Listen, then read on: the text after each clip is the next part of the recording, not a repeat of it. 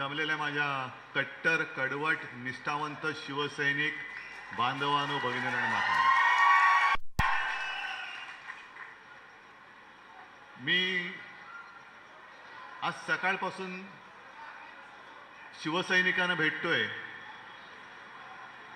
कारण अनेक जणांना असं वाटतंय, तुम्ही खाली बसा ना, कॅमेरा ऑन ठेवा आणि तुम्ही खाली बसा.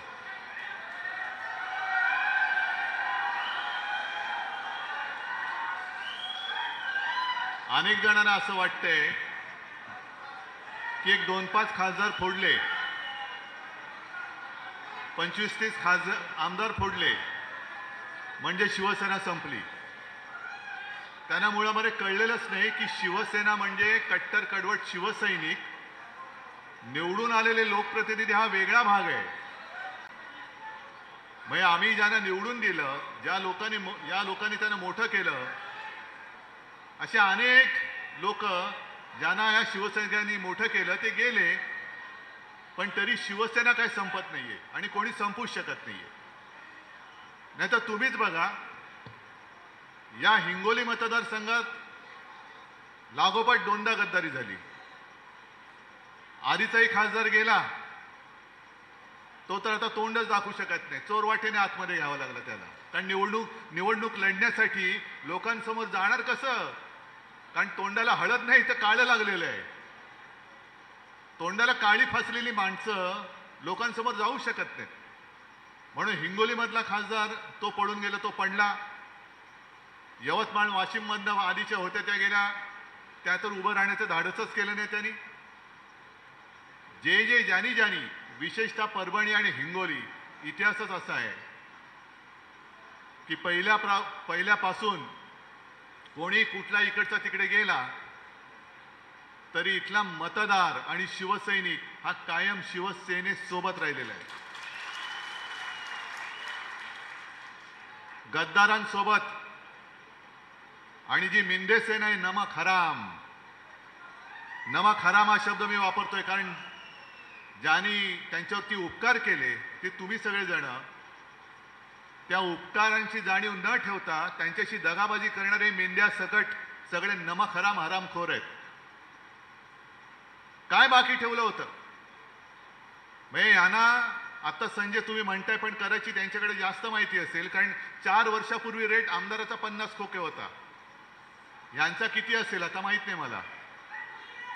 म्हणजे स्वतः खोक्यात गेलेले आहेत, त्यांनी आपल्याला धोका दिलेला आहे.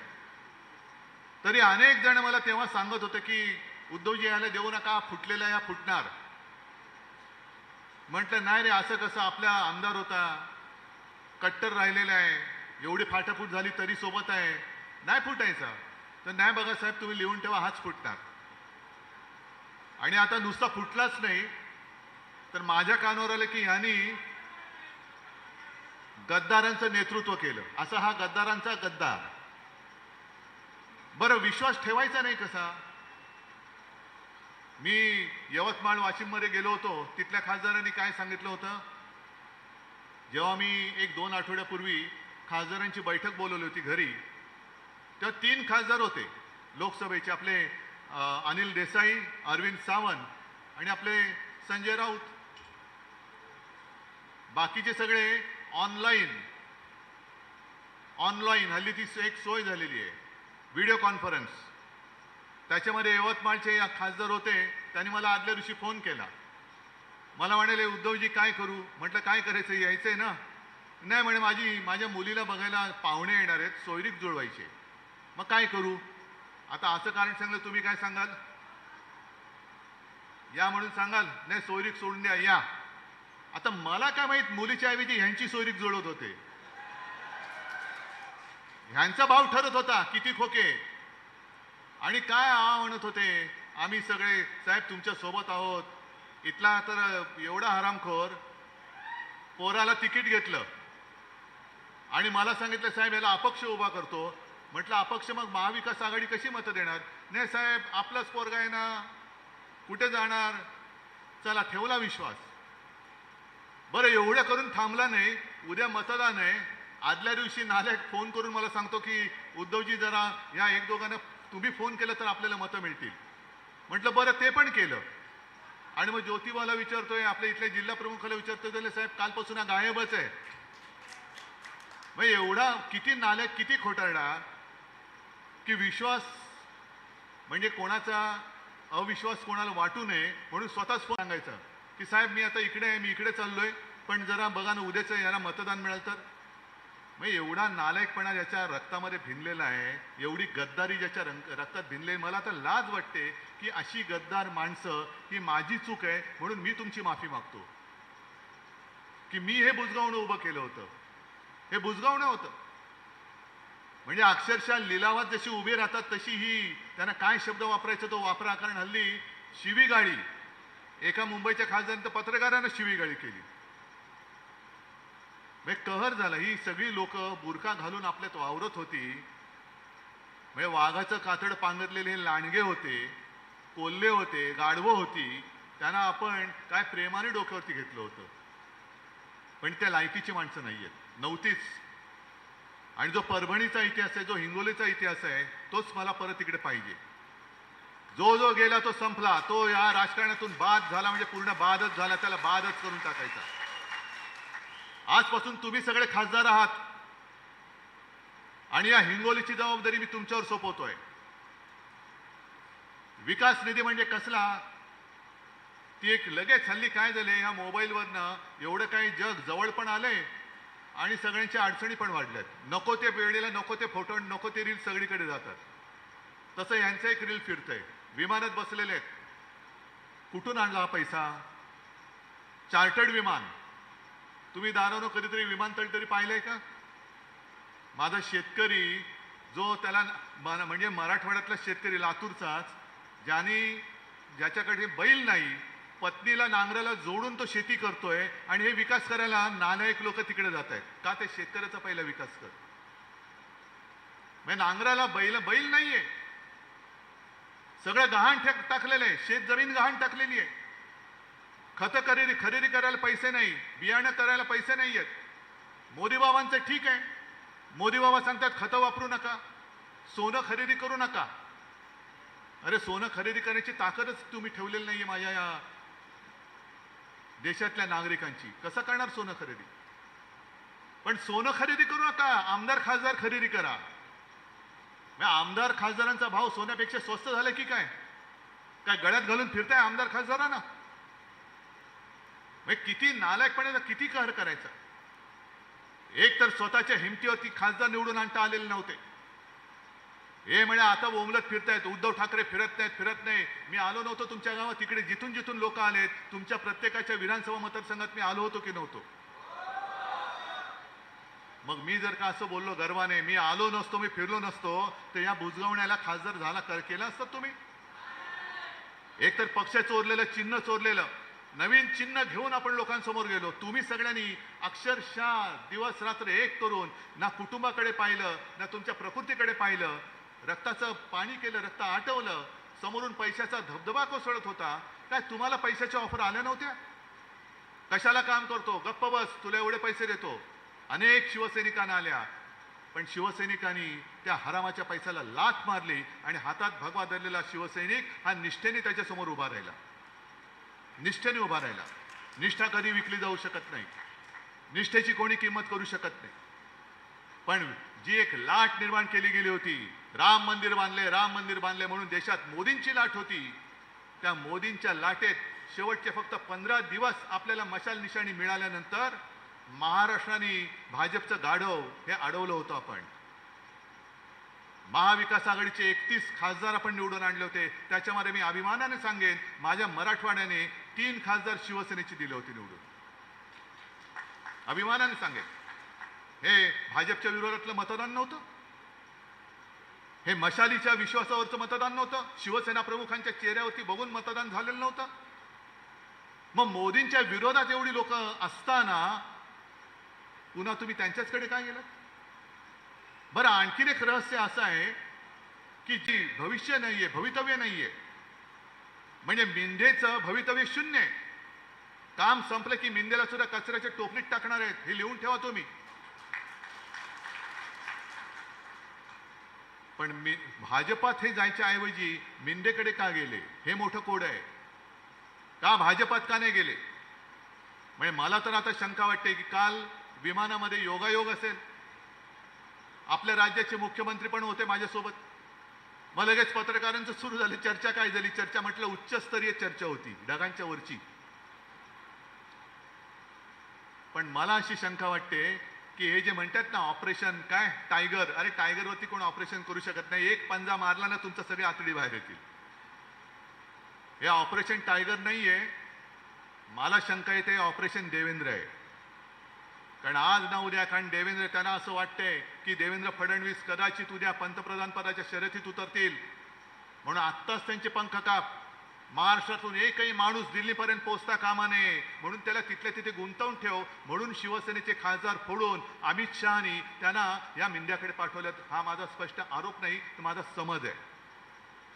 असू शकतो की नसतो. नाहीतर काय होतं, आता निवडणूक थोडीच आहे, निवडणूक नाहीये. मग कशासाठी तुम्ही माझे खासदार फोडले? बरं फोडले ते फोडले, तुम्ही स्वतःकडे न घेता तुम्हाला जो पाठिंबा देऊ शकतो, तुमचा जो कोणी एक लाचार इकडे तुम्ही ठेवलेला आहे, बटीक गुलाम, त्याच्याकडे सरकवलेले आहेत. म्हणजे उद्या जर का वेळ आली की तुम्ही पंतप्रधान पदी कोणाला मत द्याल, तर हे सगळे गुलाम हे अमित शहाना मतदान करतील. ही पुढची व्यवस्था आहे, म्हणून शिवसेना फोडताय. बरं विकासाचं बोलाल तर हे स्वतः चार्टर्ड फ्लाईटने फिरतात, हा वेगळाच. क्षणभर भरून चला, विकासासाठी गेलेत. मराठवाड्यातल्या आणि विदर्भातल्या आणि महाराष्ट्रातल्या शेतकऱ्यांच्या आत्महत्या थांबतील काय? विकासासाठी गेल्यानंतर माझ्या शेतकऱ्यांची पूर्ण कर्जमुक्ती होईल काय? माझ्या शेतकऱ्याचा पीक विमा हा मिळेल काय?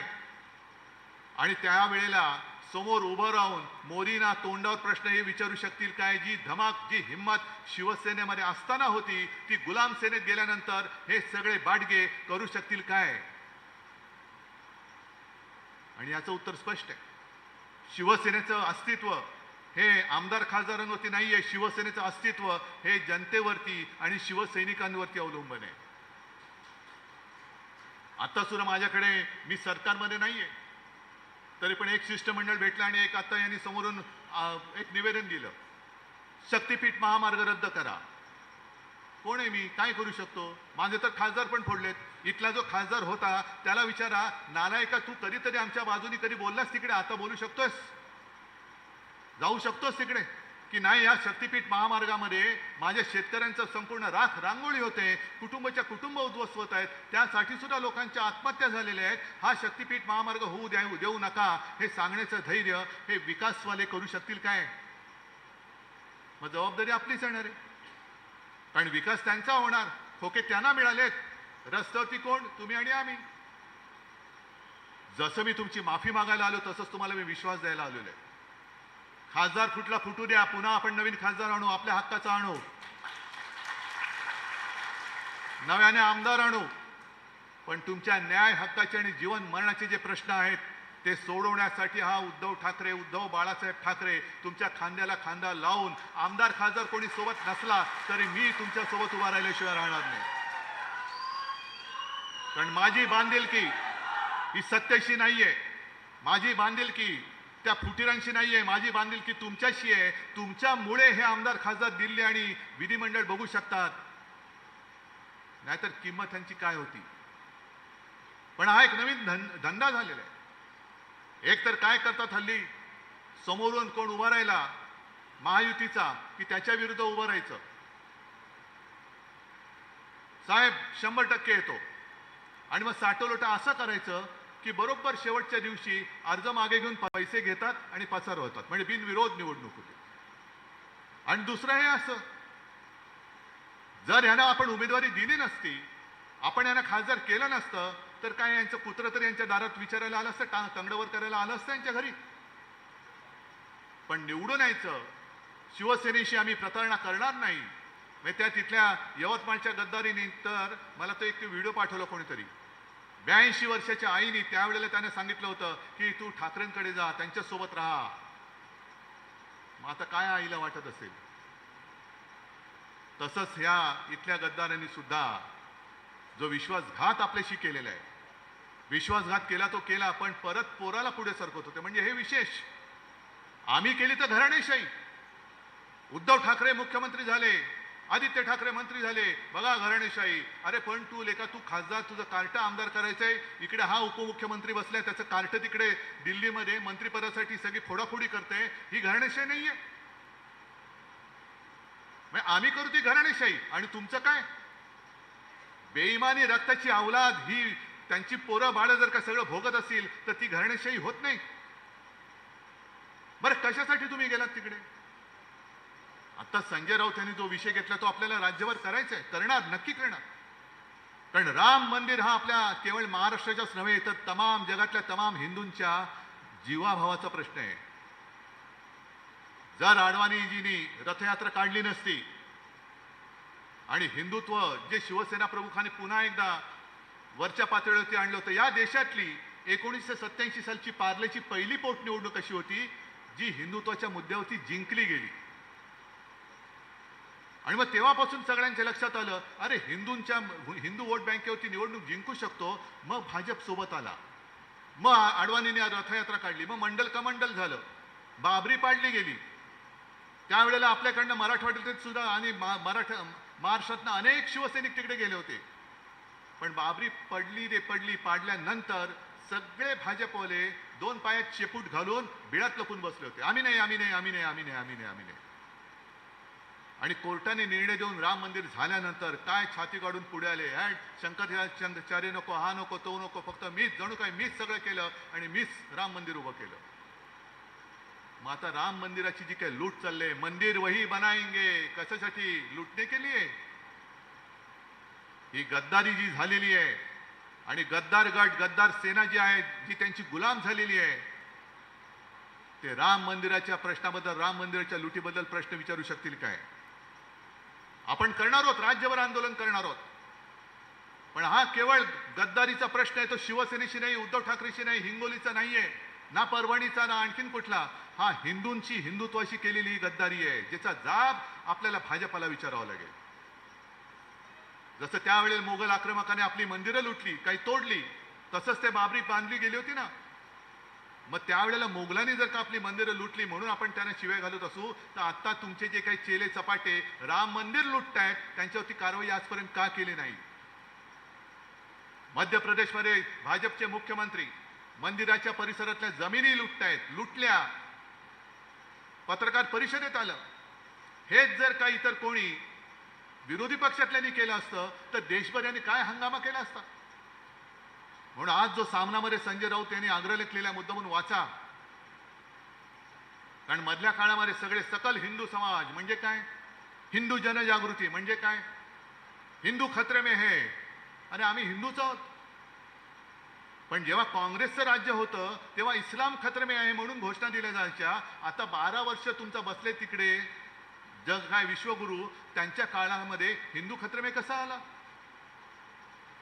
मग ते सगळे जे होते ज्यांनी मोर्चे काढले, नुसता काय तमाशा केला, ते आता गेले कुठे, कुठे लपून बसले की राम मंदिर लुटलं जाते, मंदिराच्या नावाने लुटी चालू आहेत. शंकराचार्य म्हणाले केदारनाथ मंदिरातलं सोनं लुटलं गेलंय. कुठे गेले हे सगळे हिंदू तथाकथित भोंदू? हा वरवरचा विषय नाहीये. हे जे सगळं चाललेलं आहे हे 2/3 बहुमतासाठी चाललेलं आहे. कारण निवडून आले नाहीत, आपण त्यांना येऊ दिला नाही, 240 वरती भाजपा थांबला. मग पुढे काय करायचंय? घटना तर बदलायची, हातात तर पूर्ण ताकद पाहिजे. आणि मध्ये जे काही महिला आरक्षणाच्या बुरख्या आडून किंवा त्याच्या आडून डिलिमिटेशनचं जे काही बिल आणत होते, विधेयक आणत होते, ते जर का झालं तर तुम्हाला आम्हाला कोणी विचारणार नाही, पूर्णपणे उत्तरेच्या ताब्यामध्ये हा देश जाईल. आमच्या मताला काहीच किंमत नाहीये, ती आत्ताही नाहीये. कारण उघड उघड सगळीकडनं अत्याचार चालू आहेत, लोकशाहीचा दिवसाढवळ्यात खून पडतोय की काय असं चित्र निर्माण झालंय. तरी कोणाला काही त्याची पडलेली नाही. पण आम्हाला आमदार खासदार पाहिजेत. शेतकरी मेला तर मरू दे, शक्तीपीठाखाली चिरडला गेला तर जाऊ दे, पेपर फुटले तर फुटू दे, विद्यार्थ्यांनी आत्महत्या केली तर करू दे. आजच ठाण्यामध्ये एक पेपर फुटलाय टीईटीचा, कोणालाच काही पडलेलं नाहीये.